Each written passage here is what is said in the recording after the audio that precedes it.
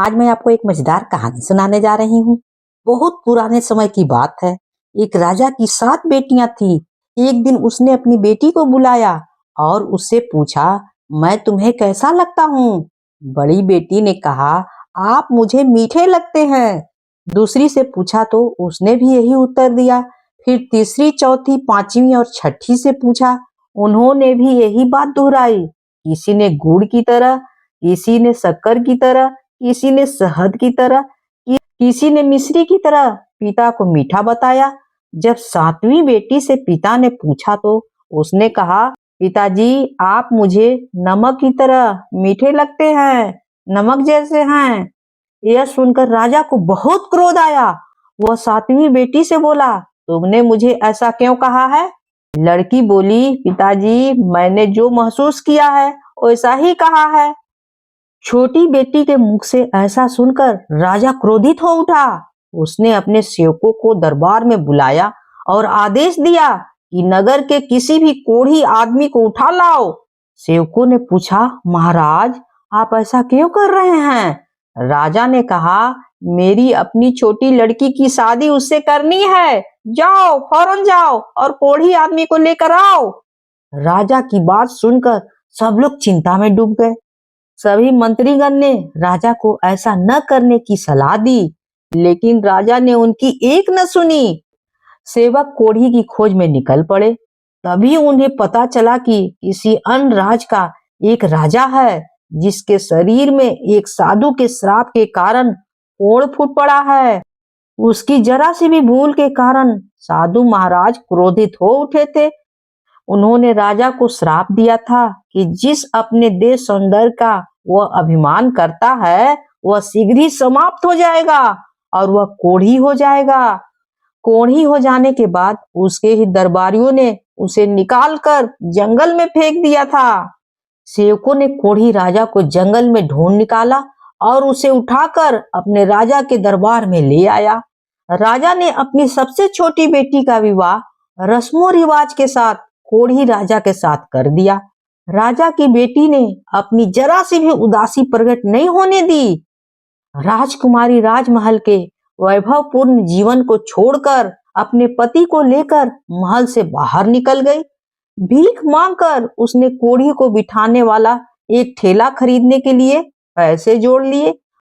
वह रोज उस ठेले में अपने पति को बिठाकर भीख मांगने जाया करती थी। एक दिन अपने कोढ़ी पति का कहा मानकर रानी उसे सरोवर के पास ठेले में बैठाकर छोड़कर भीख मांगने चली गई।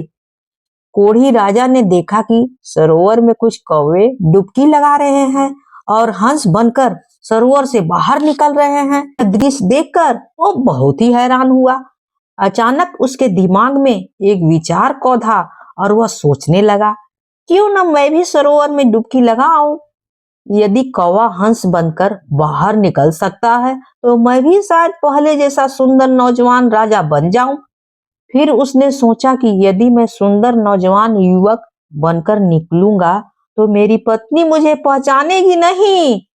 यह सोचकर उसने एक उंगली को पानी से बाहर रखकर डुबकी लगाने का फैसला किया ताकि उसकी पत्नी उसे पहचान सके।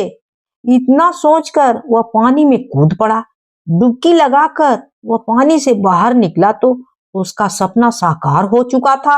वह मुस्कुराता हुआ ठेले पर बैठ गया। रानी जब काम से वापस आई तो उसने देखा कि उसके पति के स्थान पर एक सुंदर नौजवान ठेले पर बैठा हुआ है। उसकी ओर देखकर मुस्कुरा रहा है। उसके मन में ख्याल आया कि इस नौजवान ने उसके कोढ़ी पति को मार डाला है और अब उससे शादी करना चाहता है। यह सोचते ही उसकी आंखें क्रोध से लाल हो गई। वह तुरंत उसके पास पहुंची और गुस्से में लाल पीले होकर युवक से बोली, बता मेरे पति कहाँ हैं? युवक ने कहा, मैं ही तेरा पति हूँ।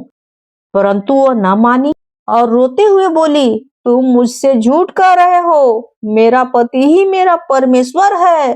मुझे किसी भ्रम में डालने की कोशिश न करो। मेरा पति मुझे लौटा दो। नौजवान युवक यह सब देखकर अपनी पत्नी के सच्चे प्रेम की मन ही मन सराहना करने लगा। उसने अपना हाथ जो अब तक छिपाए हुए था सामने किया और अपनी वही उंगली दिखाई जिसमें कोढ़ का निशान अभी भी बाकी था। वो अपने पति को पहचान गई। इस चमत्कार को देखकर रानी के आश्चर्य तथा खुशी का ठिकाना न रहा। रानी ने हाथ जोड़कर प्रभु को धन्यवाद दिया। राजा अपने रानी के साथ अपने राज में लौट आया। समस्त प्रजा अपने स्वस्थ राजा को पाकर खुशी से फूला न समाई और बहुत खुश हुए और एक जश्न हुआ जिसमें राजा और रानी दोनों भाग लिए और दोनों खुशी खुशी अपना जीवन व्यतीत करने लगे। अगर कहानी अच्छी लगी हो तो प्लीज प्लीज लाइक शेयर और सब्सक्राइब जरूर कीजिएगा, भूलिएगा बिल्कुल नहीं। आज मैं आपको एक मजेदार कहानी सुनाने जा रही हूँ। प्राचीन काल में मनुष्य भूत प्रेत और देवताओं के साथ घुमा करता था, बातचीत किया करता था। लेकिन आज इंसान अपनी आंखों से भूत और देवता को नहीं देख पाता है, केवल कुत्ते देख पाता है। रात को कुत्ते के भौंकने पर आज भी वृद्ध लोग कहते हैं कि देवता और भूत घूम रहे हैं।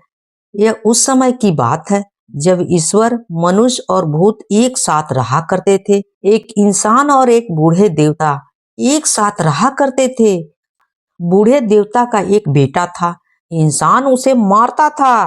देवता बूढ़े होने के कारण वह इंसान को कुछ नहीं कह पा रहे थे। एक दिन इस नाहक मारपीट की शिकायत लेकर देवता ईश्वर के पास गए। ईश्वर देवता को यह समझाते हैं कि देवता और मनुष्य को एक साथ मिलजुल कर रहना चाहिए। तुम मनुष्य से श्रेष्ठ हो, अपनी समस्या को स्वयं ही सुलझाओ। ईश्वर की बात सुनकर देवता वापस आ गए। ईश्वर ने देवता से यह भी कहा कि मैंने मनुष्य को भी दिव्य दृष्टि प्रदान की है, लेकिन मनुष्य उसके सहारे देवताओं से भी ऊपर जाने की तैयारी कर रहा है कि हम ही आगे हैं, हम ही बड़े हैं। चलो मैं मनुष्य की इस दृष्टता के लिए सबक सिखाता हूँ। ईश्वर से इंसान की दिव्य दृष्टि पर पर्दा डाल दिया। तब से मनुष्य से उसकी दिव्य दृष्टि खो गई है और वह केवल अपने आसपास की वस्तु ही देख पाता है। उस समय से देवता इंसान से अलग हो गए। तब से देवता थोड़ी भी चूक होने पर मनुष्य को दंड देने के लिए तैयार रहते हैं। उस दिन से लेकर आज तक देवता मनुष्य से कभी संतुष्ट नहीं हो पाए हैं। उन्हें खुश करने के लिए आज भी मनुष्य को पूजा पाठ, जल अर्पण आदि बहुत उपकरण करना पड़ता है। बात न मानने के कारण सृष्टिकर्ता ने मनुष्य से दिव्य दृष्टि छीनकर उसे कुत्ते को दे दिया है। इसी कारण कुत्ते को देवता और भूत दिखते हैं। रात को देवता या भूत दिखाई देने पर कुत्ते उनसे बातें करते हैं। देवता के साथ वैमनस्य होने के कारण मनुष्य रात को अकेले निकलने से डरता है। उनके मन में भय लगता है कि देवता के बेटे को मारने का बदला वे रात में ले सकते हैं, इसीलिए मनुष्य रात में निकलने से डरते हैं। अगर कहानी अच्छी लगी हो तो please like share and subscribe जरूर कीजिएगा।